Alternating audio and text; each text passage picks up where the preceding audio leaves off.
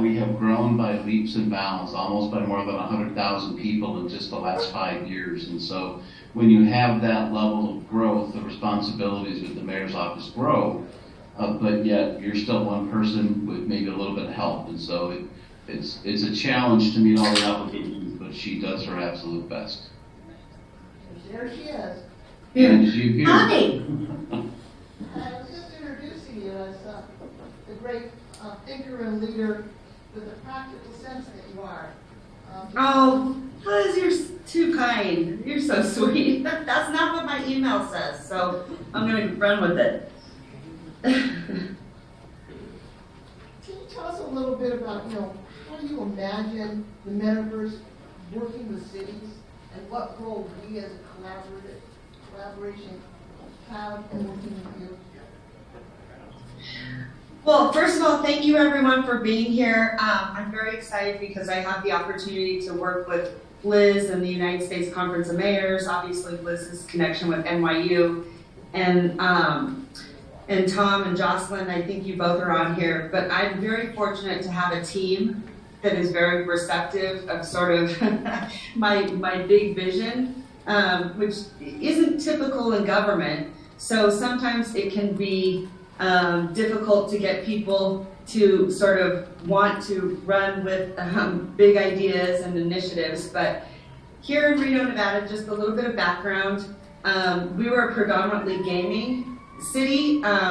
We really didn't embrace arts and culture, technology, innovation, but we have certainly changed that. I've been the mayor here for the last 8 years, and that was one thing that I really wanted to change in my city, because I grew up here thinking that this was a place that I would want to live the rest of my life. But I didn't love that we didn't really have a community that embraced inclusion and all the great things that make a city so wonderful. But one of the things is I love technology, I love innovation. We've done a lot of work. Companies like Tesla, Amazon, Switch, Apple have all been building and investing in my community. And so I have an opportunity that I get to work with some very innovative thinkers. And one of the things is I love Web3, I love smart contracts, the Metaverse, just all the opportunities that we have as cities. We have just an amazing way in which we can connect with a community that we've never seen before because of the Metaverse. So a few things that we have done is we were the first city to create digital artwork. It's called the Space Whale from Burning Man. I don't know if anyone's ever been to Burning Man, but it's pretty amazing. And so we created an NFT with a wonderful collaborator, and I think he works with NYU too. Mark Beckman, he has this great book, if you haven't seen it. I know Liz has, but anyway, it's wonderful. So he helped us create the first NFT for a city, for public art. And then we're also, I'm a big believer in advocacy for mental health. And so we've been also talking with Jewel, and it's a company called Inner World. And that looks at ways in which we can provide more access for mental health. I know in Dubai, they are starting to do cities in the Metaverse to where you can just go in and literally navigate City Hall, whether you want to get a business license or build a project. And so those are the things that we're looking at as we move forward in cities to be able to adopt. And because of my relationship with the Conference of Mayors, I get to roll this out for the next year as sort of my platform to introduce other mayors, and hopefully that they will be receptive in adopting this technology. I was actually in Denver yesterday with the State Department. They did a massive conference on smart cities, which was really cool, and I got to present, we are doing our historical registry on the blockchain. So, we're just kind of doing things a little bit different, but I believe it's the future. And when we talk about economics, it adds in a whole other layer of the possibilities of cities. So we've got a lot going on here in Reno, but it's exciting. We're not your gaming town that you think of Reno anymore. I'm really trying to open the door for collaborators and web developers and designers and artists, because I think we have just this massive opportunity as cities to open the doors, and I think the cities that are figuring it out now will have the real advantage, and people will be attracted to those cities that are being so receptive to the technology. And I think that a lot of cities will lose out if they're not. So by next year, like I said, my platform at the United States Conference of Mayors will be working on a lot of sort of Web3 technologies and AI and just all the wonderful things that I think are going to present to cities in the future. It's pretty amazing. Pretty amazing. What are the biggest barriers for cities? Well, AI is really fascinating right now. Sorry I'm at home because I have to sit with dogs, so I apologize. But if you hear them barking, dogs are fascinating. I think AI is really fascinating right now. We're talking a lot about AI and ChatGPT 4 and just all of the ways that I think you can really adopt the technology, but I also think we have to be careful of what that looks like, right? So, and then I just think, how we're going to connect it to other services. Like I said, mental health is going to be fascinating because we can create communities where we can connect with each other. And for mental health, I think that's a big deal because it allows us to, I guess, like for me, I could go into the metaverse and be someone else. And so therefore it sort of removes the stigma, maybe of like, hey, the mayor's in here and, she's experiencing anxiety, or, we were talking about that with Jewel, the recording artist. I think it gives people a level, and you don't have to be famous. Maybe you're a police officer and you want some level of privacy, but you can connect in a community in a way that we've never seen before. So I think it's really fascinating, the sort of the way in which we can adapt to a different environment. When you began, you said the first thing that you really needed to do was have a vision for the city. And what was funny is just before you were on, we had one of the agencies from WWC here, and that's exactly what they were saying. We were saying, if you sat next to a mayor, what would you say? And they said, what's your vision? You talked about your vision of Reno being not gaming. How would you imagine that vision 2 years from today looking? Well, here's the other important aspect of it. My city is still relies heavily on gaming, and so we are working with even our big, like Caesars Entertainment is now they're headquartered in Reno. So I've been having conversations with them on like esports, and so we're going to be. We have this massive bowling stadium. It's the largest bowling stadium in the country. And that's another fascinating aspect for cities because they have, sort of these big empty buildings from convention centers that, are sort of evolving in the way that they do business. And so we're working still with our gaming partners because a lot of our seat tax brings in gaming revenue. So they're still really important to our economy. But I think, to your point, Liz, is like collaborating with the other industries that are right here at home and looking at how they can adopt the technology, how they can be part of the future and innovation. And so we've been talking to, like I said, Caesars about, NFTs, but esports, all these different ways in which we can connect technology. So I think there's a place for everyone. But I also think you have to have a community that's receptive. I think people know me now that I'm always sort of thinking into the future, and so when you have sort of that vision, I guess as a mayor, you tend to open doors for people that might have been sort of afraid to collaborate. Like right now, I get a lot of emails of different companies whether it's locally or internationally, saying, hey, Mayor, we'd love to use Reno as a test pilot. And so I think when you open your mind to innovation and possibilities, people will collaborate with you. That's a great message. And can you also talk about, as you step into the role of president and put this platform out there, how you imagine cities learning from each other and collaborating together? Well, one of the things we talked about extensively, like with our NFT project, is bringing in, other art that is really significant, that art that maybe you've seen, in other cities that it makes an impact.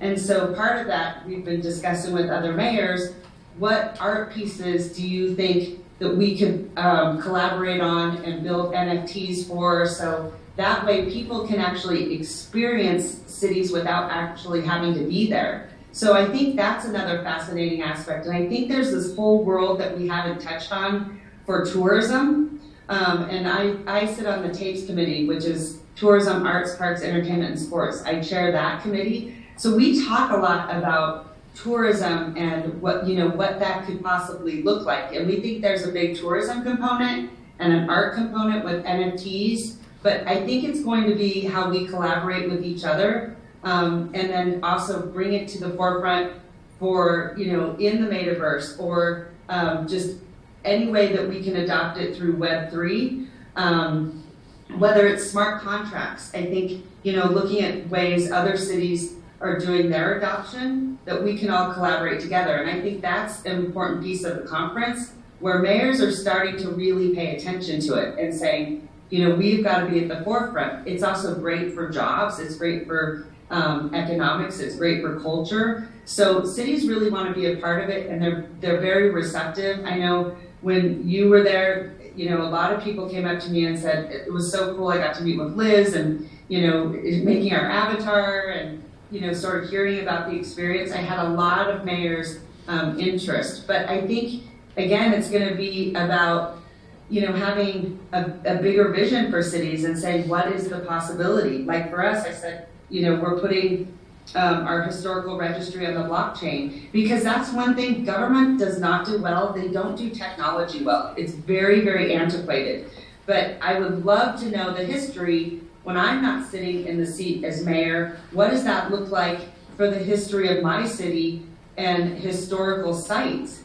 And with the blockchain, into the future, we will be able to know exactly what the history was of, certain properties in our city, certain buildings in our city, and that can live on forever. And as you know, it cannot be manipulated. It's also great for ADA access. And so, again, Reno having the opportunity to be sort of a testing pilot is exciting, and then we can collaborate with other cities and share those ideas. But right now, mayors are really learning, and for anyone that wants to reach out to a certain mayor, a lot of times, we're not the experts. We love to run with great ideas, so we want to work in collaboration with you and other people that are excited and understand the technology.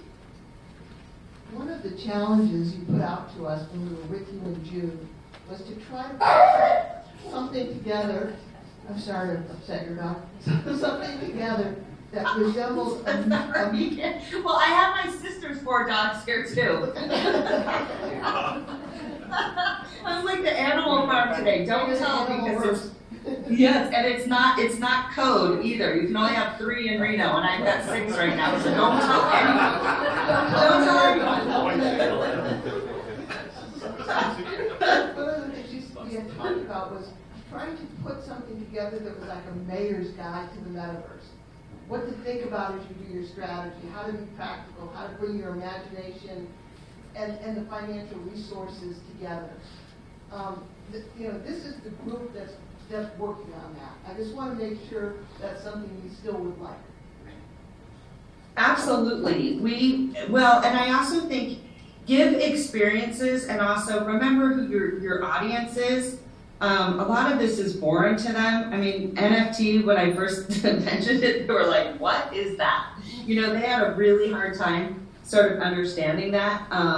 But I also, I'm a big believer in cryptocurrency, not like, sort of the, altcoins so much, but I look at it in ways, and so I started to talk to mayors about cryptocurrency.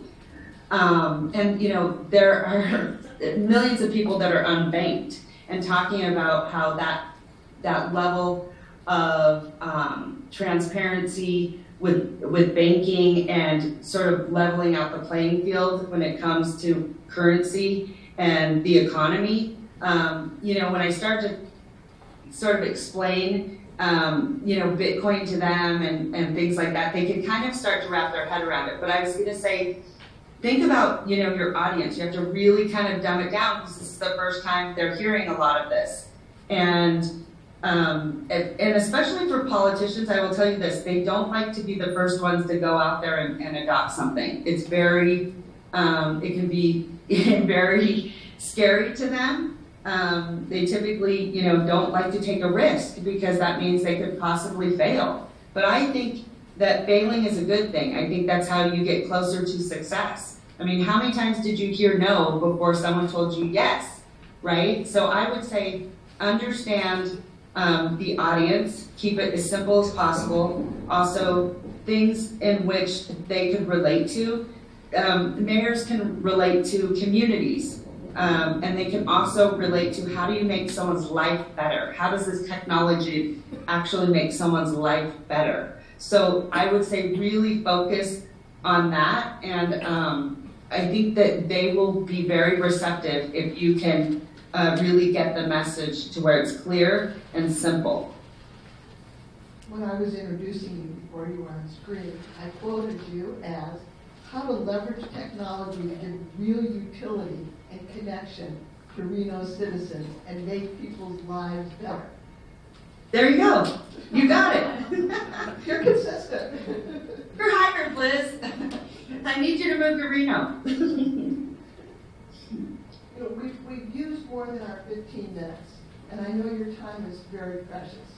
This has been inspirational, and I really, really appreciate it. Thank you very much. Well, I'm super fortunate to work with you, and thank you for being so receptive, so helpful. I can't wait to work with you the next year at the Conference of Mayors. And like I said, I felt like a proud mama when you were there, and I had so many mayors saying, I don't quite understand this, but I know that it's going to be our future and for future generations. So they really want to listen, and they really do want to collaborate. So I thank you so much for your partnership, and I really look forward to working with all of you brilliant NYU students. I believe are most of you students? These are people from all over. All right, well, we look forward to working with you, and think about projects in which you think mayors can, change the lives of others. That is what's going to make a big difference in our cities as we move forward. But I think you're going to see some great projects. Some are going to be super successful, and some might not be. But don't be afraid to fail. Failure is not a bad thing. I know in our country, we don't like to fail, but like I said, it gets you closer to yes. It gets you closer to success. So never be afraid to fail. I think that's when you stop trying is when you fail. So never stop trying. Thank you. Thank you very much. And the job satisfaction, hopefully the next person at my door is not a code officer. So anyway, well, thanks so much. Thank you. Bye, Liz. Bye. Keep it on, let's see what happens.